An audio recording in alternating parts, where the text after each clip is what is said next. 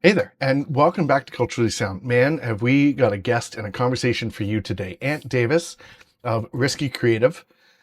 We're in a stage of AI and cybersecurity that, I don't know. I mean, has it ever been more concerning than it is today? And I don't want to go doom and gloom out the gate, but man, we've got some crazy things going on and it's going fast. Where did you start and how'd you get where you are? So, my journey to where I am today has been quite long and quite varied. So, left school, did media studies for a very short period, and then went to become a holiday camp entertainer. So, essentially, like it'd be the equivalent of a summer camp in the US, I suppose, but Yeah, yeah, yeah. um, a little bit of on the stage, but the rest was kind of sound, lighting, the production side. Cool. And then I did various sales jobs between 20 and 30. I was a car salesman. I was a estate agent. I sold websites. I sold online advertising. I was the guy that could get your company to the first page of Google, that Of kind of thing. course. Of Yeah. course. And then sales kind of burnt me out. I didn't like selling things I didn't believe in. So Hmm. I pivoted across to IT and did IT support, and then moved into a brand new cyber function that had just been spun up at the company I was at.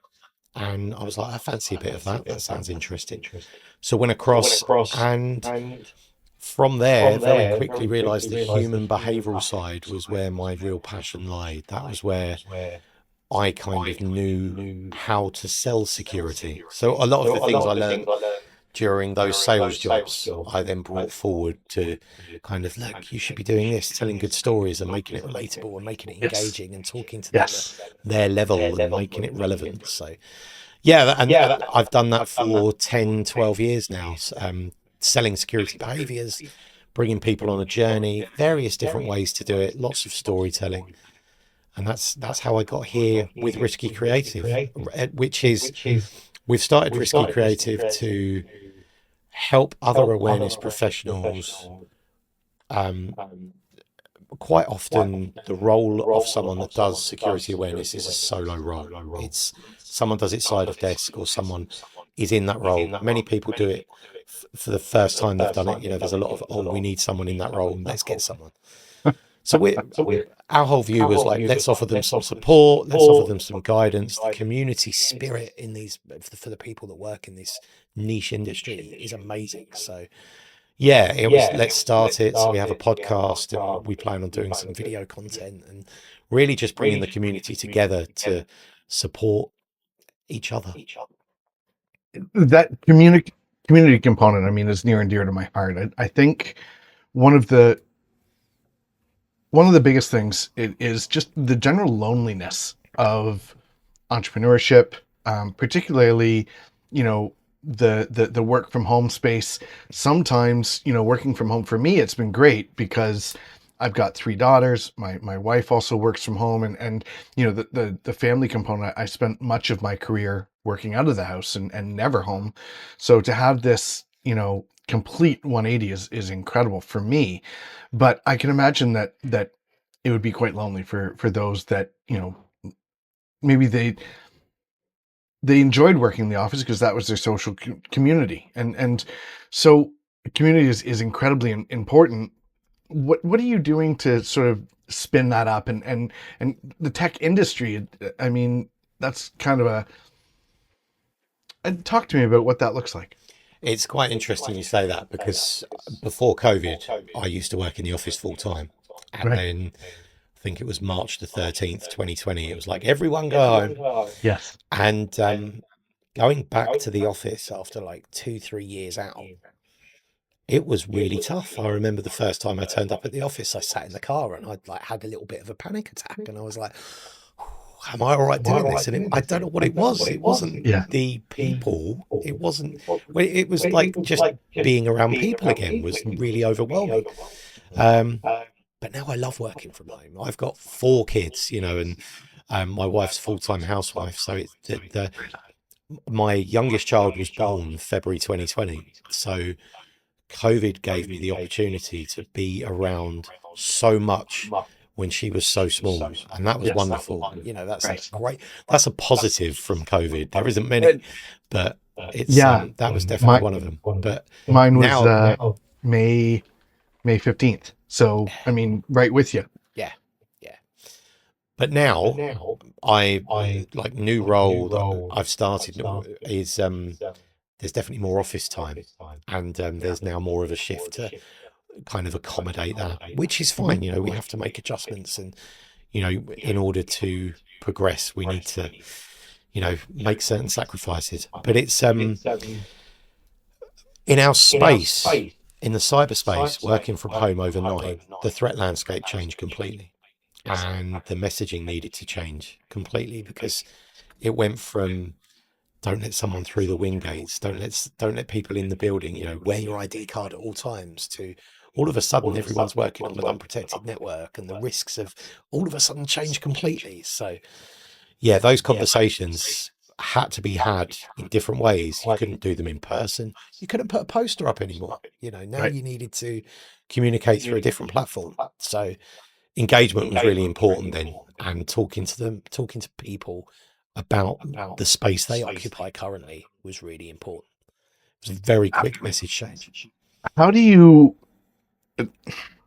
correct me if I'm wrong, and I may be entirely off base here, but I feel like trust is such a major component. Not only is it a major component in culture and relationships and community, but in order for cybersecurity to work, particularly remotely, trust has to be a huge factor, that they trust the information that you're sharing with them, and you have to trust them to implement it. And I mean, you can big brother them and throw all of the monitoring tools on their device, but is that really building the culture that you want? And the statement of you hire adults, treat them like adults, is sort of comes into play. What does that look like from a cultural perspective, a community perspective? How are you getting that message across and ensuring that that lands and is adopted and used?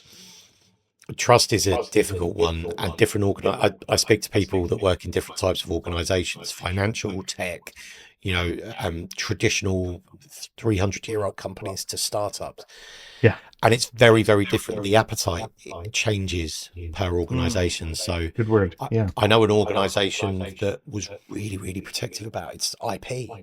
Mhm. And with the emergence of AI, for example, it was like users can't use ChatGPT, users can't use this, can't use that, because the argument then was, if we're using content created by AI, or we're uploading content to AI, that we might not, one, be able to protect our IP, or if it's been created by AI, can we defend it in court? Because have we written it? And that was a Yes. whole kettle of fish. And then other organizations, there's conversations about bring your own AI, and you know, there's a much more open landscape. And it's like, hang on, data privacy, you know, is this not a concern? IP, is this not a concern? In some ways, though, the cat's out the bag. You know, it's like you can't put it back in the bottle because the stopper's gone. You know, so Yep. it's you have to make a risk assessment as to how much you can stop. But it's culturally, trust is such a powerful word, and it is. We have to trust our employees. You'll always get a rogue one. You'll always get employees, people that think they know best. But you're right.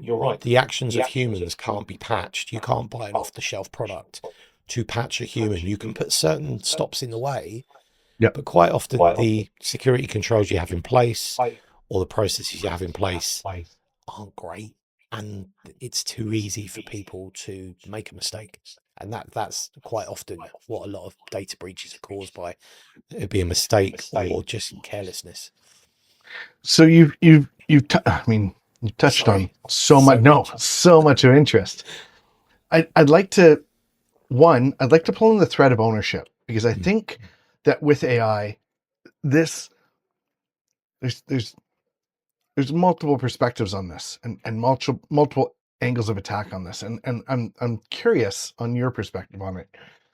With ownership and the ability for LLMs to train on um, copywritten protected, or you know bits of information that have been written by individuals, and they're claiming ownership, and I use the word claim loosely. It's not a criticism or an attack. It's just that's the juxtaposition of where things are at. Understanding if we're going to advance, the argument is if we're going to advance and we're going to win this AI race, which I don't know if that's actually a thing that can be won, because it's just going to continuously evolve. How does that look to you with regards to ownership? What's your position on, IP and ownership of creative content and product, and how do we evolve and grow LLM and AI to get better and to improve and to get where we want it to get, if that is somewhere that we want it to get? I mean, God, is that even a question? What do you take from that? I'm ownership of AI. Ownership of the content that AI produces is Hmm. really challenging. And Contentious, for sure. I heard a conversation the other day about, I think it was one of your previous guests actually, that spoke about writing books and Hmm. said if you Yes. start with a book, help AI can help you on that journey. But if you Hmm. start with AI, then have you really written a book? Yeah. And that to me is where it's at. I use ChatGPT and it knows my tone of voice and it knows in some ways the way I think because I've fed Hmm. it lots of content now. Hmm. Hmm. So it can help me brainstorm. Hmm. But if it creates an image and I've just given it a prompt, it's ChatGPT's image. It's not my image. Interesting. Because if my daughter will now ask me, Dad, can you give me a picture of a mobile phone with unicorns on? And I've done that today. So, and I've asked ChatGPT and it's given me what looks like an iPhone and all of the icons are unicorns. Now, I haven't created that, but it's my thought to prompt it. Right. So, I mean, that's a real low level. But if that prompt was way more creative, then it very much is in my, is it, does a painter paint or do the brushes paint? And that's exactly where I was going with this, right? Like Yeah. the whole argument about free will. Like, do we have free will? Mm. Is that, do it, like, is that our mind telling our body to do something and create something?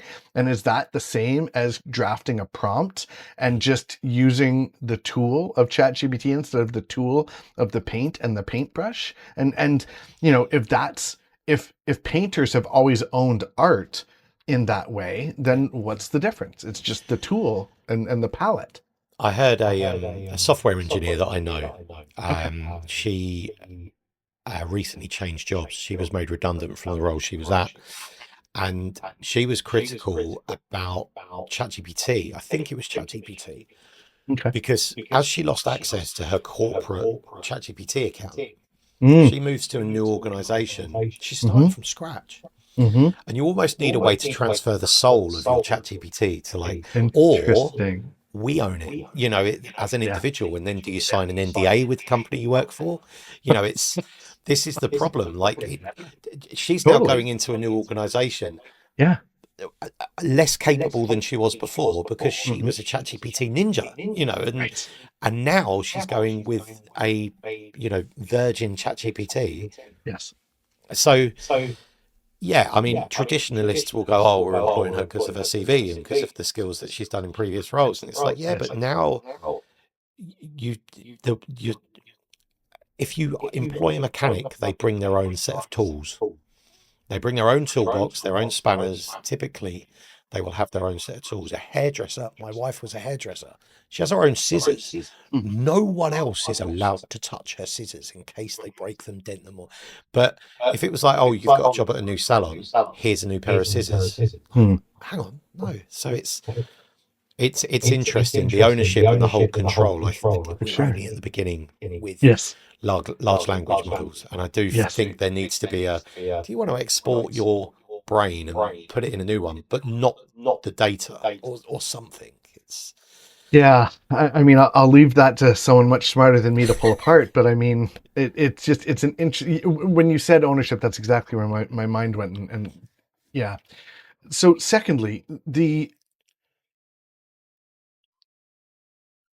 the growth and expanse and the speed at which this is moving. You know, I had an interesting conversation recently with a guest, and you know that podcast is yet to come out, but he had a particular interest in quantum computing, and I mean, anyone in the tech industry who doesn't, right?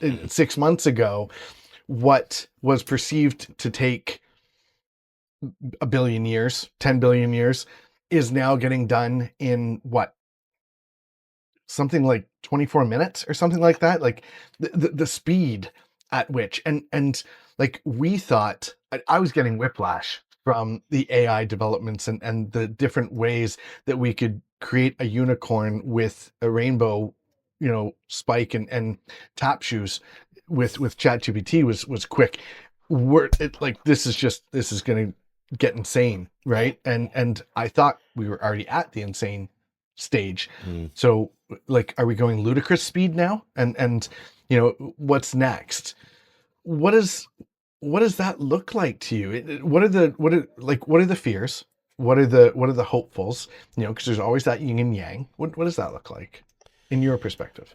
In my perspective, in my world, it's an interesting one because I don't think we've really seen, like, cybersecurity professionals, every conference you've been to. I was at one the end of last year, and I think all 90% of the talks featured the word AI in the title. You know, it's Only like, 90. Yeah. well, yeah. And I actually did a talk at a conference in one of the smaller side rooms. And I was like, if you're looking for a talk about AI, it's there, and there. It's like, there's no AI here. Because it wasn't about AI, it was about engagement and conversations. Excellent. But it's, I think we've seen AI blow up, and it came from nowhere. Open AI, ChatGPT, boom, came from nowhere, and then everybody was playing catch up. And in the cybersecurity space, I don't think it's actually had a huge. Other people say I'm completely wrong, but I don't feel it's changed the game from a consumer perspective, from a user of a computer and the internet perspective. We haven't been flooded with AI generated tools. Everybody talks about deep fakes and voice cloning, and yes, that's very much a threat. But again, I don't think, like, your inbox isn't suddenly twice as busy with phishing emails, or you're not getting twice as many spam calls claiming to be your nan who needs money urgently or whatever. You know, it's, these things don't happen. They do happen, but very, very niche. What AI has done is it lowers the bar, so it's now more accessible. It used to be with phishing emails, oh, keep an eye out for spelling mistakes. Yes. Spelling mistakes don't come in phishing emails anymore because they're Not written by anymore. AI. Yeah. So the game has changed, but has the threat landscape grown bigger? No. With the emergence of more AI, I think things may change. But the tooling we have to defend ourselves will also change. Like, the Googles and the Outlooks of this world have got stuff going on in the background using AI to protect us, and Chrome has got new AI features that are all black box, and you don't know what they do, but they're there. So I'm sure there's stuff happening in the background to counteract what's happening in the foreground. But it's the great unknown. Like 3 years ago, 4 years ago, no one had even heard of ChatGPT. No one had heard of Gemini or Claude, and now everybody is talking about them, and it's everywhere. So it's interesting that you say that, and this is a conversation that I have with my wife quite often, and you know, it's also a conversation that I have with my clients, and I feel like I've got a bit of a bias, and you know, I believe, like you just said, everyone knows about ChatGPT. Everyone knows it. Everyone's used it. You know, we're all aware of what it does, and we're all able to you know, do all the things that it needs to do. But I don't think that's true. You know, and I think that there's a vast majority that don't, and they haven't, and we're just at a point of the spear where everyone around us certainly knows it, uses it, and leverages it. But the reality is, if we were to just walk out onto the street and have that conversation, I think we'd get drop jaws and dopey eyes. Do you know, it's funny you should say that, because I remember, I'm not going to get into politics, but I remember Of course. before the US election, there Yes. was, I follow what happens over there quite carefully, Sure. or did before the election. And I remember like seeing Affects us loads all. about Donald Trump and stuff like Sure. that. Sure. And then I listened to a podcast and it said most of the American population aren't plugged in to the news cycle. So That's right. all of this scandal that was surrounding Donald Trump, Nothing about it. 90% of them aren't aware that it happens. So they That's right. just see the narrative that is pushed right to their door, which is the That's people right. knocking on the door. And Hmm. it's like, well, actually, in that case, maybe people aren't aware that these AI scams. I mean, it gets mentioned on the TV here. There'll be consumer advice programs where it get mentioned, and they'll talk about scams and stuff. But you're right. Maybe we do need to take a step up and look at it from above and think, okay, just sit, grab a coffee and sit on the street, and then It's see, you know, would that person know? Would that person know? yeah, I bet they probably and would. that's it. And that's it. Mm, And what are the demographics and what are the yeah. interests and what are the it like we almost need that to be an aspect of the census, right? To sort of understand how this actually impacts, because those that are leading and those that are in high spaces and plugged in, they are very aware, and this is a thing. But I'm still talking to clients that are leading companies, and not like not solopreneurs, but like leads of 50, 100 people that have no idea about AI automation and its function and how it works, and I don't know if that's comforting or concerning for me, to be honest. It's But interesting. it's It's something. interesting what you say about demographics, though, because Mm, yeah, I saw a recent study that said the least secure demographic currently are the digital natives. So it's mm, those people that have grown up. It's like the 18 to 25-year-olds are mm. most susceptible to fall for a scam and fall for a phishing email and Interesting. get socially engineered. And I don't know whether it's because they've grown up in a bubble or they've just got less to lose. Like maybe they haven't got a house and kids and a mortgage and stuff, so maybe they're a little bit more carefree. Could But it it's be the expanse of their digital footprint?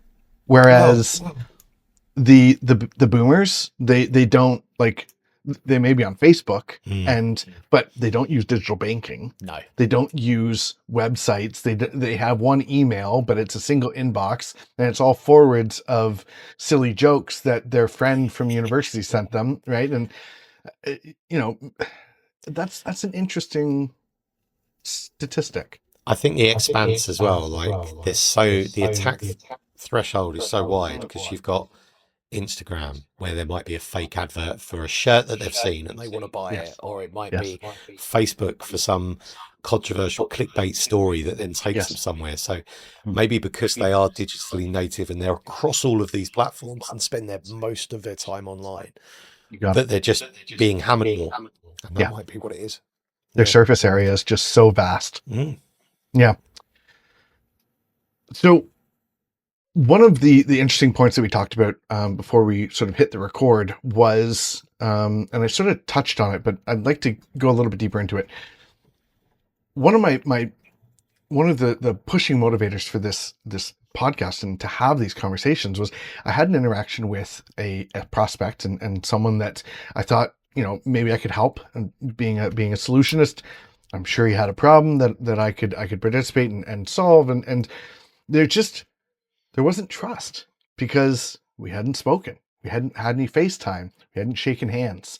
And as much as I knew that I could help him and offer some support, or I think I had received a newsletter of his that went to spam, so I knew that he had email authentication issues, and sort of reaching out and just sort of mentioning like, hey, I can help. And he said, yeah, no, it'd be great to have a conversation. I really don't want to take up too much of your time, and I know what the hustle is like. And I said, I took a step back and said, the hustle, huh? That's interesting, because early teens, 2016, 2018, hustle culture was it, right? It's about all the touch points. I feel like the hustle now is this: you and me sitting, having a conversation, getting to know each other, building trust, and creating that connective tissue that we can lean upon in a future conversation where we have that relationship built. And to me, that's going to be the tangible stuff that hustle is made of going forward. What does that sound like to you? So going back to my days when I did sales, for example, after a while doing frontline sales, I moved to kind of renewals and keeping the existing client base happy. Part of the reason for that was I think people buy from people. And I had potential customers that I would call quite frequently, have a chat with. There's another salesman next to me who's like, bang, bang, bang, bang. Do you want to buy? Do you want to buy? Do you want to buy? He'll do 5 calls while I'm still on one. But that one will end up coming in. And when it comes in, it will come in good because I've built trust. That, I've dedicated time to grow their trust, gain their trust. And then they're like, okay, let's do it. You've spent a lot of time with me. I think, and then that's not, hustling is like weaving, going from one to the next to the next. So for me, I think it's trust is such a big part of what it is. And this is kind of one of the reasons why I knew what it needed to be a good salesman, but I wasn't a good salesman because not when you need to get the numbers in, because I would do one call to someone else's 10. But when they landed well. So yeah, it's conversations like this for me, building a profile, building a reputation, because you might not buy today, but someone might buy. Right. So you might recommend me to someone or someone else. And it's like, oh, hang on, I know a guy that can do that for you. He's great. You should talk to him. You'll get on with him brilliantly. That's what you want, I think. So I suppose with that, and sort of touching on, looping it all back together, I think we hopped off the informational highway of Aunt Davis when we touched on community and what that looks like and how to build it, and we sort of come back around for how those relationships and those tangible bits of connective tissue is sort of built and made. What does that look like for Risky Creative, and how does that differentiate or build upon as you progress, build, and grow? So I'm all about the relationships, the information security awareness niche within the wider cyber community is a really friendly social group. I know people that do security awareness at so many different companies around the world, and we'll all jump on calls to help each other out. There'll be conversations. Earlier this week, I was on a call with someone from a university, giving them feedback on a product that they were looking to buy. And then I was on a call with someone else who does risk and compliance, talking about stuff. And I'm not buying from them. I've got nothing to sell them right now, but those relationships will last and they will grow, and there will be a time when I might leverage it from them or they might leverage it from me. So building relationships from a cyber awareness perspective is really, really important. I do a podcast that's weekly, aimed at awareness professionals, simplifying cybersecurity, because it is quite a lonely role. So with that, essentially how it started was we used to send out a bi-weekly newsletter at the company I worked at. So every couple of weeks we were looking for news stories and looking for interesting stories to tell. And then it was like, what if everybody that does my job in every company is doing the same thing every couple of weeks? Why don't we just share this knowledge? So the podcast comes out weekly, talks about cyber stories and simplifies it and tells you how it relates to people, how it relates to behavior. And then we have a newsletter that goes with that. And that newsletter has basically a news story and then gives you the awareness angle on it. Tell your people this, this, and this. So it's making it relatable, making it engaging, and telling a good story and talking to them at their level is essentially. That's what I'm a massive advocate of. Yes. I think, I don't know how it is for you, but to the point where we talked about our bias around everyone's using ChatGPT and it's so well known. How do we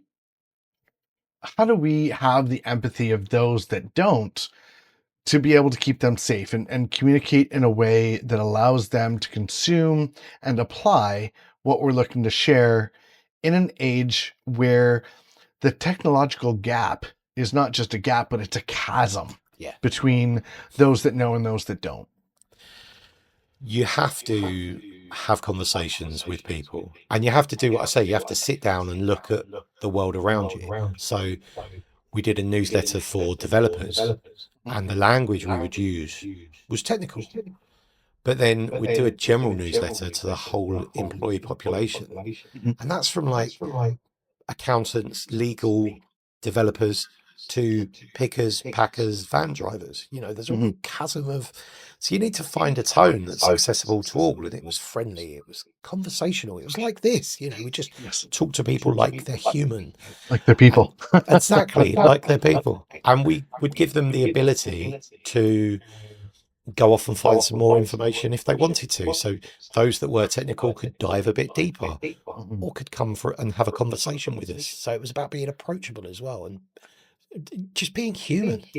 And how empowering is it to be in a position where you're fearful of stepping into those waters or into that room because you're not going to understand a thing that they say, and then they start talking and I understand what they're saying. That makes sense to me. And they're putting it in language and vernacular that, relates and feels like it's empowering me to have the ability to extend and grow and erase the fear, but create and plant the seed of curiosity in a way that I'm actually interested in something that I wasn't before. Is that not just an explosive moment? Oh, it's huge. If I start talking to you about you must have a 15-character password, and it must include this and must include that, you're going to switch off. Yeah. If I say to you, look, how upset would you be if you lost access to your Instagram account or your Facebook account or your bank account or your email address? They'd be like, oh, well, I wouldn't want to lose my email address or I wouldn't want to lose my Instagram because it's got all photos of my family. And it's like, right. The password you use for those accounts, are any of them the same? And then it'd be like, oh, well, maybe, might be. It's like, right. So you realize if one gets compromised, then the others get compromised. Oh, no. Do you know what 2FA is? No, what's that?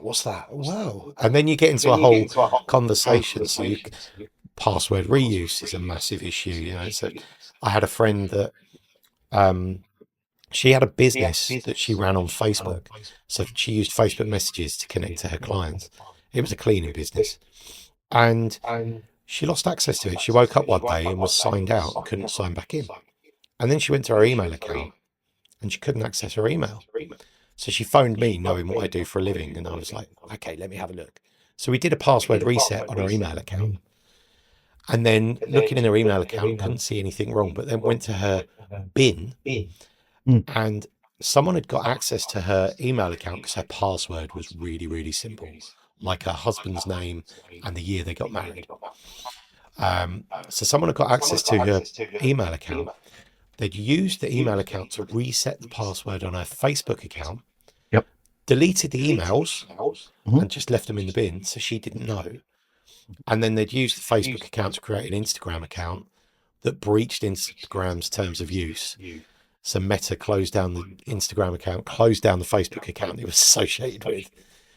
And she could never recover it because she couldn't work it all out. So in the end, she had to try and remember who her contacts were and who her business contacts were to reach out. So it's that's a story that I've told at work because it's relatable to a whole bunch of people that have Instagram and have an email account and have a Facebook account. So it's Mm-hmm. made it relatable. I'm not telling them about a ransomware breach, or I'm not telling them about GitHub secrets and how it's Right. really, because, average Joe doesn't even know what GitHub is. They're like, Git what? What? So Mm-hmm. Mm-hmm. yeah, What did you just call me? Yeah. yeah. Find a story and make it relatable, I think is so important. Mm-hmm. Well, There's I another think, one. please. There's another story that I tell, and this was actually my first experience, one of my first cybersecurity experiences, actually. About 14 years ago, I worked for a small IT support company, and we had an air conditioning company that we supported, and they used to pay us when they needed stuff, so we weren't always monitoring. And they were like, "Oh, help! A weird message has come up on my computer, and all the computers are showing the same message." It's like, "Oh, okay, I'll come down." So drove half an hour to their warehouse, walked in, and yeah, ransomware on every single machine. And I'd not seen it before. This was like 14, 15 years ago. It's like, oh, this is a new one. Right, where's your backups? Oh, our backup drive's plugged into the server. Okay, that's encrypted. So what about the other drives? Because you had 6 drives that you used to change. Mm-hmm. Oh yeah, they all died. So we've only got the one drive now. Hmm. And it was right. Okay. Every device they had in their office was encrypted. They didn't have any laptops, no devices offsite. Their accounts, their customer records, their financial record, everything encrypted. Mm-hmm. Luckily, after a couple of days, I managed to get a decryption key. You wouldn't do this today. I managed to upload a sample file to a forum, Yeah. and someone on that forum, 24 hours later, gave me a decryption key. And I was like, Hail Mary, let's try it. Oh, hang on. And then, yeah, everything was decrypted. It's like, right, Right. I'm going to the IT store. I'm buying 5 more backup drives. And as soon as we can, we're going to move you to the cloud because this on-premise server is no good anymore. So, Right. yeah, massive, like 3, 4 days work, which they really didn't want to pay for. But it's just that's another story that I've told before, because like as a small business, imagine coming into work one day and you've lost access to every computer. How would that impact you? You run a small business. How would that impact you if you lost access to everything? Well, I mean, I'm a bit of a special case, but I mean, yeah, it would be devastating, right? Yes. And all of the efforts that I go through to sort of help safeguard, you know, rendered useless, and that, I mean, that's a legitimate fear, right? Is that, as the walls and the security and the protections scale up, so do the attacks, right? And it's whoever has the advantage in the moment is the one that wins the war. Yeah. And these wars are not fought over hours or days or weeks. They're fractions of a second, right? Yeah. And you can be exploited so easily. So what is where does that go from here? What's the evolution? What's the future? What should people be looking at to ensure that they're in a good place or good space? What's your what are the things that you're seeing the most often that are sort of, you sort of shake your head and just, you know. I think it's interesting, right? I had a conversation a couple of weeks ago with a marketing guy, and he was like, "What do you do?" And I explained what I did, and then he's like, "No, what do you really do?" So I'm like, "Oh, well, like I help people stay safe online." He's like, "No, what do you really do?" Mm, I'm like, "Communicate safe behaviors." He's like, "What do you really do?" I'm like, okay, where are we going with this? right. And then essentially it boiled down to you stop people getting fired. People don't want to get fired. And I'm like, well, I could never use that as a sales pitch because that's not a great way to tell my boss, my job is to stop people getting fired. Sure is interesting. Yeah, I think his language around that was slightly more colourful, like not up or something. But essentially, people don't necessarily care about security. They care about not messing up. They just want to Mm, get their work done. And I've done employee surveys before, and a large amount of people think security isn't their job. They think they've got an antivirus on their device. Windows will keep me safe. sure. I've got a password. Isn't that enough? That kind Yeah. of thing. So Yeah. Yeah. I think what we're seeing now is that some people are more aware of the risks out there, but more needs to be done by the companies that run these Hmm, platforms. Like, interesting.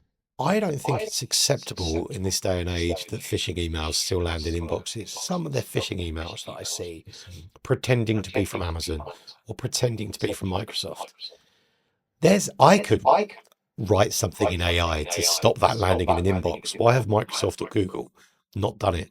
So I think there needs to be a massive class action lawsuit against someone like Google or Microsoft to stop this happening. But so the vendors, I think, have to step up because, like you say, average Joe in the street or Joanne in the street Mm, isn't connected into the news cycle. They don't mhm, care. They mhm. just want to get an email from their shopping. They just want to go online and order something. They just want to get an email from a long lost friend. And they're not savvy enough to know necessarily when something bad lands.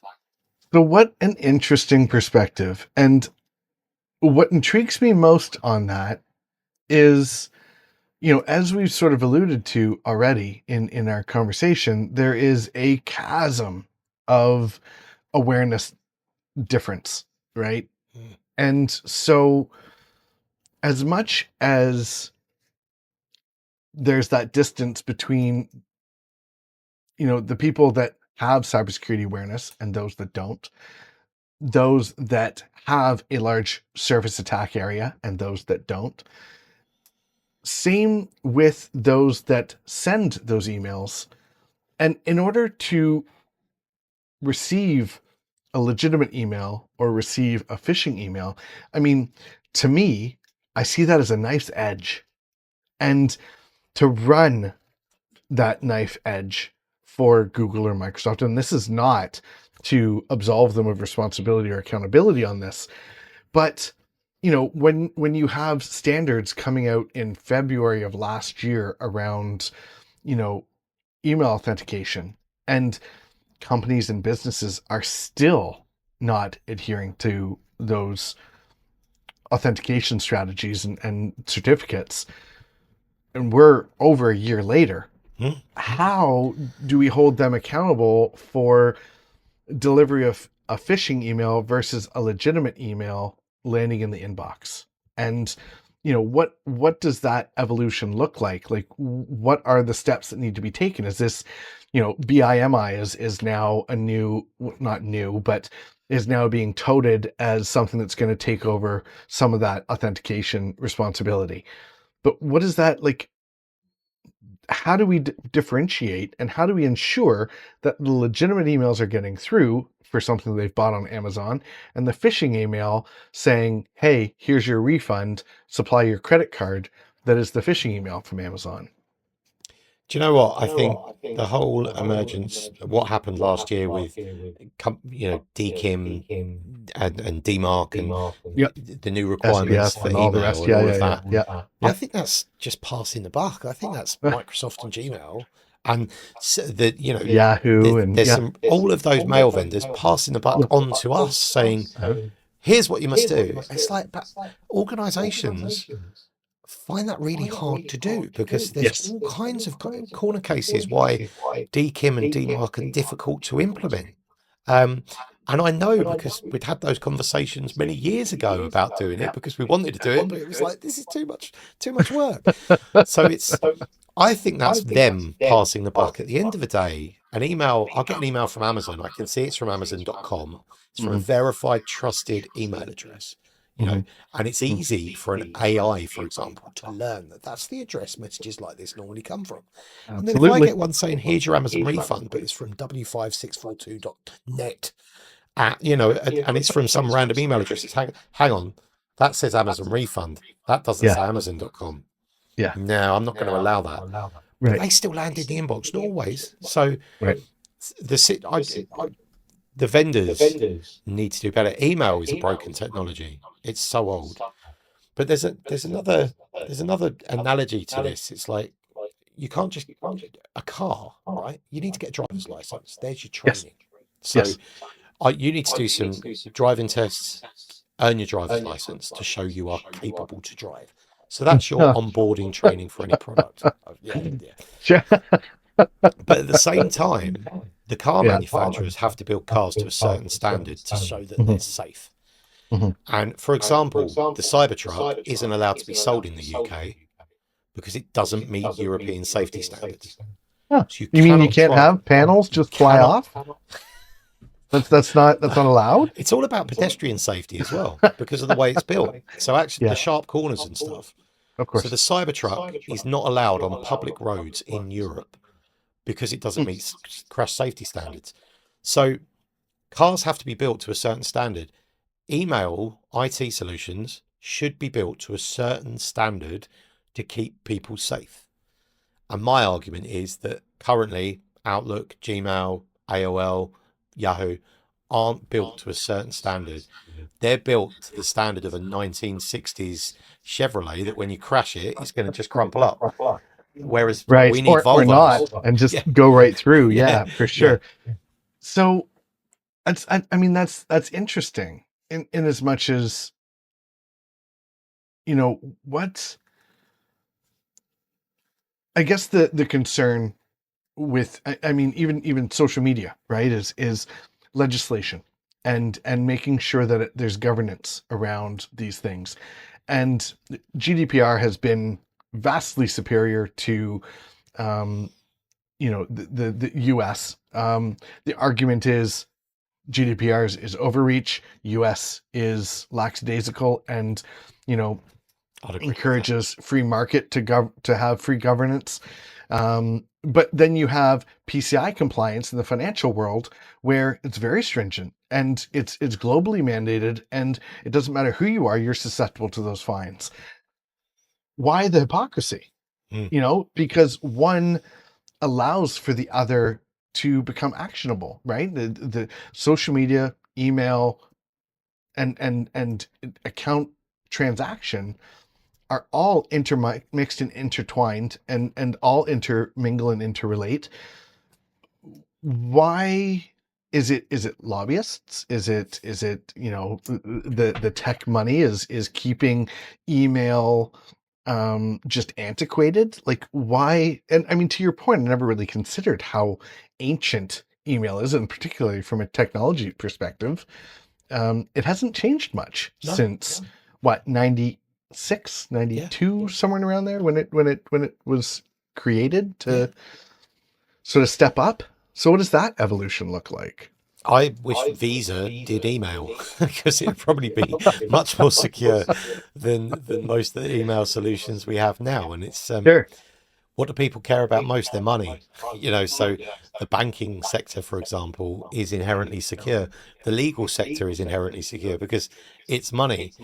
The tech sector isn't always secure because the money's not at the front door, it's at the Blockchain top. got developed, Yeah. right? So, I mean, I would like to see a world where we moved beyond email. I spoke to someone yesterday, and the company she works for, Slack is their primary communication. They Right. have not everyone has email, and they have a few people on email. In organizations, you go back 15, 20 years before O365 and Gmail, and organizations were using Exchange servers on premise. Yes. Some people had an internal email address, some people had an external email address. Whereas now, companies, everybody gets an email address and it's all external. And it's like, why have we just expanded that attack plane just because it's hosted on the cloud?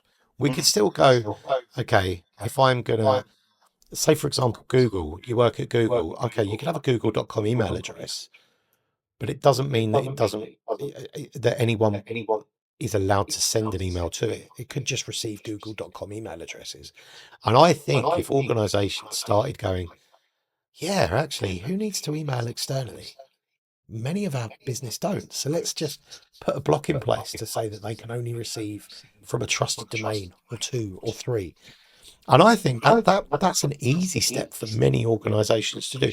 But it's a cultural change. It's a massive cultural shift for many organizations because someone's like, oh, I want to log into Facebook using my corporate account, or I want to log into this tool using my corporate account, or I want to get an email from my No, doctors. that's a Cultural, terrible idea. it is, but people do it. It's insane. This is the Right, problem. Yeah. right. So a business I used to work at, they used to have a Google workspace. So Mhm. people used to be able to sign in with Google. Yes. The amount of random programs. And I remember when Pokemon Go first came out, people were signing in with Google, but the permissions when Pokemon Go came out were godlike. Like they asked for permission to everything. And of course, when you're signing in, you're like, yep, yep, yep, Yep, yep, yep, yep, yep, yep, yep, yep. Yep. yeah. Yes to all. So Click, click. Hmm. yeah. What is the lesson that just keeps presenting itself to your clients that desperately needs to be learned, but they just refuse to adopt it? I think not enough people are having good conversations, good, honest conversations. And sometimes people don't listen. They might hear, but they don't listen. And you need to keep going and maybe try it on a slightly different tact. But um, I think we need to be persistent and you know, a lot of what I do, I now come at it from a sales and marketing perspective. And Okay. it's like if someone sees an advert, they might not buy straight away. But if you keep front of mind, and it's a double glazing salesman told me this once, someone that sold windows. Yep. They were like, when they need new windows, if you were the last person to call, you'll be the first person they ring. Yes. So you need to like stay front of mind because they might not be buying your behavior shift at the moment, but the next time they go to change a password, it might be like, oh, what did he say about passwords? I mean, it's Passphrase. Yeah, three random words. That's what I should do. Yeah, that's a good idea. You know, because you've hammered it in, and all of a sudden it's bing. I think, it's why Coca-Cola and Pepsi and McDonald's continue to advertise, right? Is just to stay top of mind. Yeah. So I think, you know,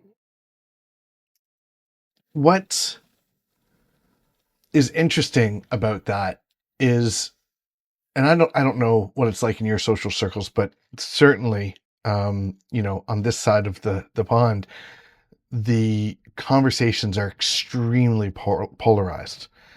There's been a lack of willingness to have conversations about ideas. It's, you know, what you say defines you as a person, and I'm going to attack that. And if you say something I disagree with, well, you must be a horrible person, and we can no longer talk. And, I'd love to get back to a space where those conversations are, I can disagree with your perspective because I know that we both want to get to the same place and the same endpoint. Mm. How we get there may be different. You may go up the mountain, I may go through the valley, but we're still going to end up on the other side of the mountain in, sitting beachside under a palm tree, sipping a Mai Tai. We both want to get there. It's how we get there that's different. And, we can agree to disagree on the path, but the end goal is the same. Mm-hmm. And I think that, I don't know if COVID and that separation just layered in the ability to become insular and isolate and only surround ourselves with people who agree with the way that we think. But I think that diversity is, and diversity could be a triggering word for many, but I think the ability to have conversations that you politically or religiously disagree with and still maintain a relationship and still have a conversation is an incredibly important survival mechanism today. Any experience or any perspective on that? I think it's huge that we all have like your example, you might go through the valley, someone might go over the top. You've both got great stories to tell when you get there, and both different stories, and you Mm. might meet different people on your way. So I think that's really, really important. I've got, it's funny, I've got a son who's autistic, and he makes you see the world very differently to how we would have before. And there's a famous piece of writing, and I think it's called Welcome to Holland. And it's like you think you're going on this summer holiday with beaches, you've packed your swimming trunks and your sunnies and your sun cream and your cap, and you're all prepared to have 2 weeks on the beach sipping Mai Tais, and then you land in Holland. And it's like, this Holland's great. It's a great Of holiday. It's course, just not the of course. holiday you were expecting. Right, right. And that's kind of what being a parent to a child who autistic is like. And I imagine other learning disabilities and stuff as well. It's so I think having a child like that makes you see the world with much more empathy, and makes you stop and listen and understand that we've all got different struggles in life. Not, everyone's got their own problems, their own challenges, their own difficulties. And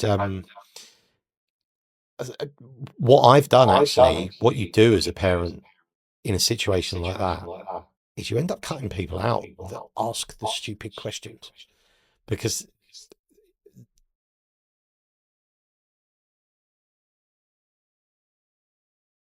your life even more. So yeah, that's an interesting take on it. But if we all like the same thing, life would be very boring, wouldn't it? If we all voted for the same party, or listened to the same music, or all ate the same food, life would be Ah, so boring. Where are the new experiences? Where's the and that's just it. yeah, That's yeah, just it, right? It's that, and I know birds of a feather flock together, but like we need to step out of that mm, and be willing to open our arms, open our minds, open our hearts, open our experiences, to my dad waited until he was 82 to learn that he loved a burrito and Mexican food. yeah, How?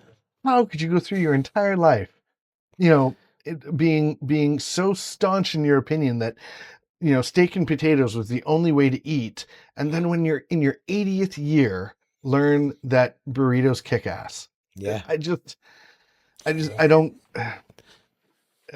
I don't know. It leaves me People speechless. people are What? afraid, though. People are afraid of the unknown, and there is a element of fear, and that fear gets driven. You know, it could be political, it could be social. That kind of fear of the unknown is really easy to whip up, um, and Ah, but sometimes, you have to find the courage yeah, to parallel that fear and say, I'm going to do it in spite of that fear. yeah, Because, my lived experience tells me that it's never as bad as my fear tells me it's going to be. no, no. I did a high ropes once, up in the Mm. tree climbing ropes. I did it because my son wanted to do it. Well, both my sons wanted to do it. One of Good my for you. sons got up there and immediately came down. But then, I was like, but my other son did it. And, Yeah. it was horrible, like Right. wobbling, and I'm Right. looking down, and I'm like, this rope could snap. I've seen video, like I'm sure it wouldn't because it's all tested, but Of course. I'd do it again in a heartbeat. Yeah. I didn't want to do it, but I'd do Right. it again because I've experienced it now, Yeah. and it's like, yeah, that was good. Isn't that Yeah, I'd do wild? it again. Yeah, That's wild. Yeah, no, and that's, one of my fears was the fear of falling. So, um, I took up rock climbing, and I never imagined that I could get 60 feet up and push off a wall and just allow myself to fall and trust a rope to lower me to the ground. Right, and that's like the, baby steps up to it, right? yeah, And I mean, people go free climbing without any ropes at all because they trust their limbs and whatnot. But I mean, it's we've got to get out of this mindset where and uh I'll have to think of who shared this story, but it was I want to say Chris O'Brien maybe. he was a guy that crossed the Antarctic, and he said people want to live in this lived experience and be comfortable. We're comfortable in complacency, and if you put it on a scale of 1 to 10, 1 being death and decay, and 10 being the most jubilous, enjoyment-filled moment of your life, people want to live between 4 and 6. They don't want to have too much of the 2s and 3s, and because they don't have too much of the 2s and 3s, they're never going to experience the 7s, 8s, 9s. Yeah. God forbid anyone experience a 10, or sorry, a 1, but it's available to you. Yeah. But if you experience the 1, it gives you the opportunity to experience the 10. Yeah. How tightly does that tie to it's better to have loved and lost than never to have loved at all? Right? And it's that human experience that we have to be willing to step out of complacency and be hurt in order to experience the joy, and cry in order to experience the play. Have children, and you quickly experience those 2s and those 3s, but you get in opulence the 8s and the 9s. Absolutely. And even the 10s when you're walking across that rope. Absolutely. It's funny you say that. Parenting does give you both ends of the scale. In the flash of lightning as well, it can go from a 7 to a 2 or something. Not that long ago, we were at some family, and my 5-year-old was just running. They're all playing outside, lovely. It was a lovely sunny day, and they're all having a great time. And then all of a sudden, my 12-year-old says that my 5-year-old's eye is bleeding, and it's like, okay. And so, like, not too panicked. We go down, and she's fallen, and she's hit her face on a trampoline, and she's split her eyelid open. It was like, oh my God. Like, wow. Okay. This, like, straight away, like, my wife was straight away at a 3 or something. And I'm like, I need to manage this. She's out of action. I need to manage this. Like, okay. So she had Funny, it not super funny. glued. She's fine now, she's had it super glued and she's great. But that, what was a 6 or a 7, lovely day full of memories, very quickly shifted. It could have been a lot worse. Don't get me wrong. So we're thankful that it wasn't, but just the blink of an eye, it can change. So it really makes you appreciate the 6s, the 7s, and the 8s when they happen more, which is important, I think. If you were to describe yourself in 3 words, what would you use? Oh, that's a great question that I've not been asked before. Helpful. Caring. And honest. Mm. Probably Like too that. honest, but too honest Well, is 2 words. So we'll go with honest. Are you a quote guy? Do you have a guiding quote that sort of There's keeps a couple, your North Star? Yeah. Why fit in when you're born to stand out? I think that was Dr. Seuss. And that's like in my career now, I'm a strong advocate of standing out. And you need to, like, there's so much noise in life. If I want to engage with people, I need to go out there and be seen. And it always reminds me, the film Shrek on DVD. When you put the DVD in the DVD player and you were there on the DVD menus is such a lost art. They're not a thing anymore, but some of them were quite creative, right? And this is probably on YouTube. You can probably find it. The first Shrek film on DVD, when you put it in, and there's play, scenes, extras, and there's all the cast of Shrek, and there's Donkey going, pick me, pick me, pick me. Pick me. We should all be a bit more like Donkey and just like stand out sometimes, because we've all got great stories to tell, and many of us are happy to just like get on with life. But if you feel like you've got something you can contribute, and you feel like you need to get out there and you want to be heard, then you need to stand out. You need to stand up above the rest, put yourself out there. And it's not that scary.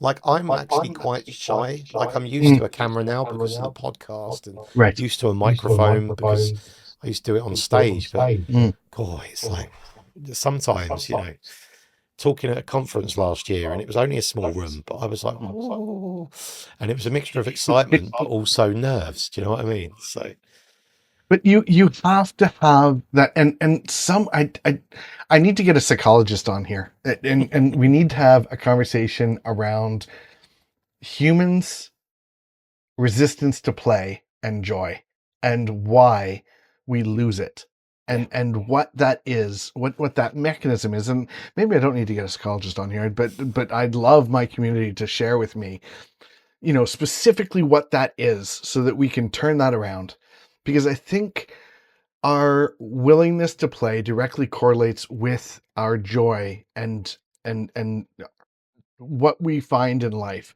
Because, as you pointed to, when you have kids and you're willing to experiment and try new things, climb that rope and go across it, we're exposed and we're opened up to these new experiences and these new wonderful things that then we can, get down the other side and say, thank God I didn't die, but also thank goodness I was, you talked me into doing that. Thank the you. view was good That up was there. amazing. Right.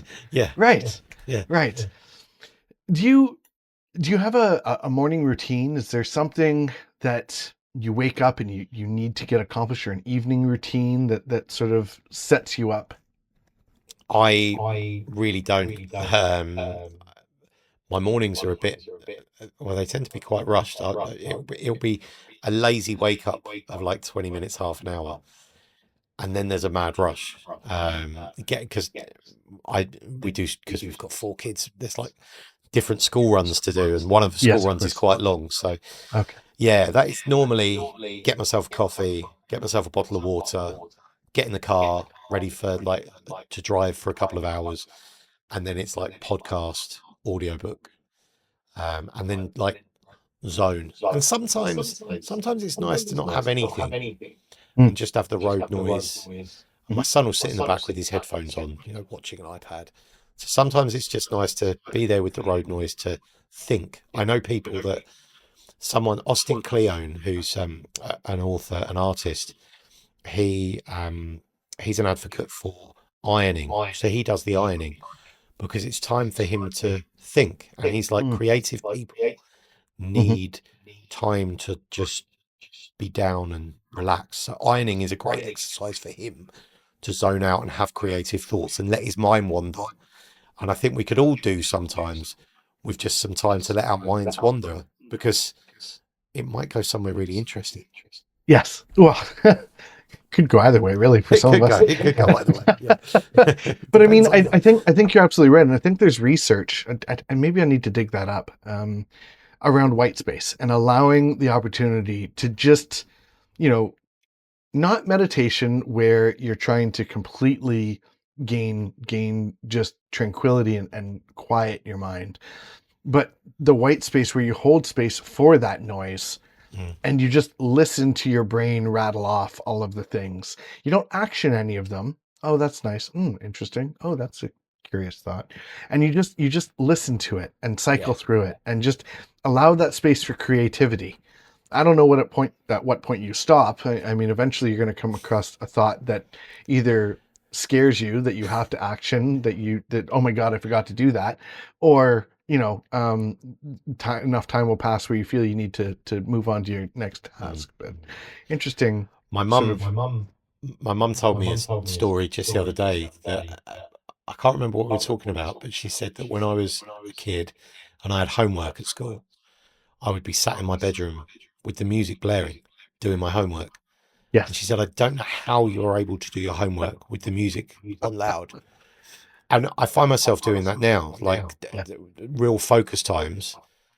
I'll grab a CD, put it in, and I like a CD because it's a start to end experience. It's not like random tracks, or you're not like shuffling around. It's like you put it in intentionally. This is my next 50 minutes, an hour of listening experience. So I'll put a CD on and then I'll sit with the laptop and work, and I'll have it fairly loud or with headphones, and different people work in different ways. My daughter needs absolute silence. But then she also can't read when she's doing like English homework and she needs to read a book. She can't read in her head. She has to read it out loud. Really? Yeah. Did you know that There's, I forget what the stat is, but clearly you're more like me than the other side. But there are people that don't have an internal monologue. That floored me. Yeah, yeah, yeah. I could not believe that. No, I think my wife actually says she doesn't think, she thinks in pictures rather than words, I think she Right. said. Or Yes. something.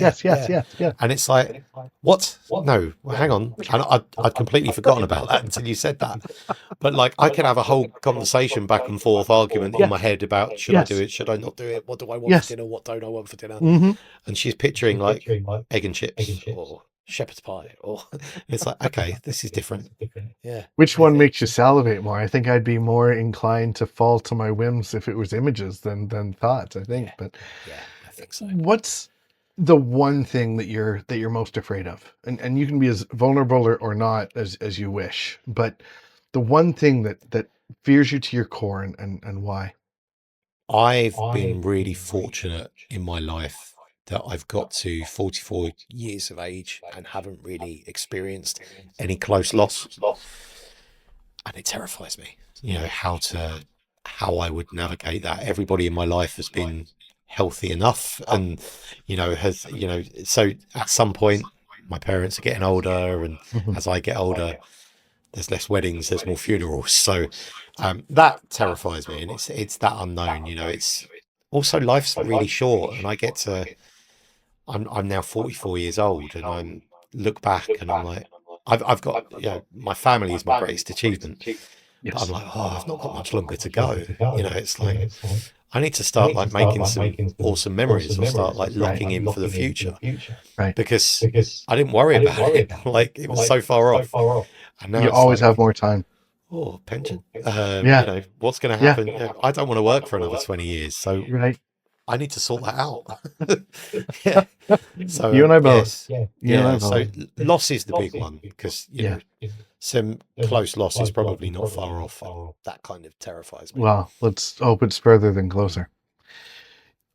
Are you a Marvel, DC superhero kind of guy, or do you have someone that you deeply admire? What does that look like for you? If I was going to pick Marvel or DC, it would be Marvel, but I do wish that Batman was on the other side. My autistic son was always massively into Batman. Like, he carried this little Batman figure around for ages. So everything about Batman, every Batman game, from emulating like Commodore 64 and, the old coin-op games, Batman is immersed in our life completely. I've probably got a bat signal not far off here somewhere. Yeah. But so Batman is the one, but Marvel, I haven't seen many of the DC films. So gotcha. Marvel would be my thing. Michael Keaton, Val Kilmer. Val Kilmer's just passed away, which is quite sad, but it has to be. It is. It has to be Michael Keaton as the movie Batman. You and I can be friends, lifelong friends. Yeah, Michael Keaton is awesome. Yeah, if I had to pick someone from like popular culture that really, and it's so random. There's a composer, musician called Ryuichi Sakamoto, who he wrote the soundtrack to The Revenant, the film with Leonardo DiCaprio, and he did lots of music in the 80s and 90s. He passed away a couple of years ago, and I was like, and there was a virtual event that I went to that was amazing, where you put on augmented reality glasses and you could see him play the piano and walk around him playing the piano. And his music is just so, it hits differently, it lands differently. You can hear a song and it's his compositions. If you listen to 3 or 4, you'd be like, oh, I know that. Oh, I recognize that. Yeah. He's someone that kind of, there's a picture of him up here. I don't know why. I can't really explain the connection, but it's for a long time, he's been someone that I kind of followed, and his music takes me to it brings me down and brings me to my core and kind of relaxes me. I like that. Yeah. Listen, and it's been nothing short of a pleasure, and thank you for this conversation and your insightful perspective and your willingness to share so openly about everything that touched upon. Any any thoughts, any closing remarks, anything that you sort of want to leave us with? I think the world's a scary place out there in many, Mm. many ways, Mhm. online, offline, politically, culturally. We haven't been at a place where we are now for a long, long time, I don't think. Mm. And I think now is the time that we need to have conversations with our friends and, you know, keep talking, break down those barriers, and just let's be nice to each other. You know, was that Mr. Rogers that said that? Or someone. It's we need to just be friendly. We're all trying to just get by in a very tough time. So Right. let's just cut each other some slack and be nice. True I words. think listening as well, like we should all offer an ear to someone. I think if you do anything today, ask someone how they are, and then if they say I'm good, go, no, really, how are you? But Because genuinely, yeah. No, yeah, exactly. yeah, because I think, sometimes we all just need someone to hear us or someone to listen. Oh, wouldn't it be nice to have the time to and you know what, I say that sort of one of my quotes, one of my sayings that I sort of lean on, and I have many checks and balances mentally in my head as I sort of traverse through this world. But one of them is you make time for what's important, and everything else you make excuse. And anytime I give a response to something, it's, did I make time for that, or is that just an excuse? And you know, being intentional and being present and participating in your life, and not just skirting away to the next engagement or the next thing, is so important. Yeah. And then I think just to sort of layer into what you were sharing. I think quite often we're not present enough, and it I could be agree. just putting the phone down and stop Mhm. stop scrolling and actually be a part of the conversation, and just giving your attention is so powerful. Yeah, it's such a distracting world out there that sometimes just removing those distractions and giving focus to the people that matter is quite Yes. important. I thought that this Yes. morning. I wasn't in a good mood this morning because I think it was traffic or something like that. My son got out of the car and it was like, all right, see you later. And he's like, see you later, Dad.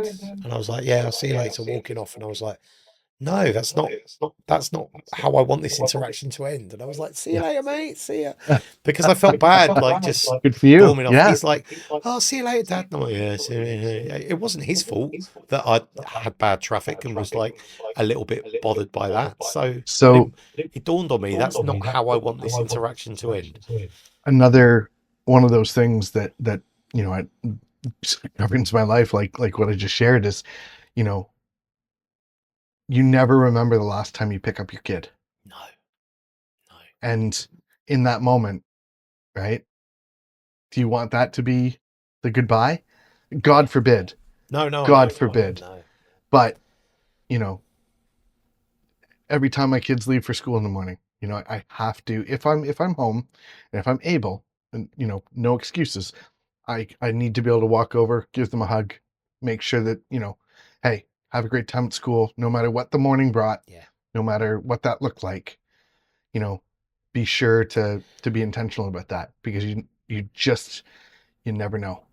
Do you know what as well? They'll probably thank you for it as they get older. If you're Maybe. more, maybe, yeah, but if you're more there and it shows that you appreciate them, Mhm. then it brings you closer. Whereas, Mhm. can you imagine if you like buy and then that buy, you pull back on that and then you pull back on that. Before you know it, they're going for school and they haven't even said bye. It's like, oh, it's because that's feature creep in the wrong way. And you know, I watched a video of a mom with an 18-year-old, and she said, I am so sad about where our relationship has gotten, and I don't know how to get it back. Where, you know, they come in, they don't even say hi, they go up to their room, and, you know, they go to bed, and they're out the door before you see them in the morning. And like, it's a roommate that you're not even a mate with. And Yeah. that would break my heart. That Yeah. would It's, break my heart. you don't choose your family, you choose your friends. But Right. I consider like all of my family friends. Do you know what I Mm. mean? Like I treat them Mhm. like they are my friends because I like them and I appreciate them and I hope they like and appreciate me. And I think that's a big difference. Some people take their family for granted. And like it can be different as you get older and brothers and sisters and things like that, you Brothers. know. Oh, Like everybody leads their own individual lives, of right? I course. get that. But when it's your kids, Yeah. it's different. So you need to be you need to be their friend, you need to be their parent, but it's also good to be their friend. And bringing But it you need back to be to their parents. bringing it back to a Yeah. word that you've used throughout this is trust. So they need to trust you and you need to trust them, and it's finding that middle ground. And I think like trust through everything, if that's probably word of the day for this conversation, you know. It is essentially you have to have a great trust relationship with them. Trust that you'll be there when they need you. They need to be able to trust you implicitly. So, yeah. You know what I love most about this podcast is I never know where the conversation is going to go. And, I can't wait to have you back and talk about cybersecurity because My pleasure. That'd be great. I think that was the intention, but it's gone way off that. It's probably my fault. no, it's co-created for sure. Mm, So listen, thank you again so much for your time and your honesty and your vulnerability and everything else that you've shared. And I really appreciate you and what we've created today. So thank you. thank you. No, thanks for having me. It's been great. And let's do it again sometime. I couldn't agree more. Brilliant. Thank you very much.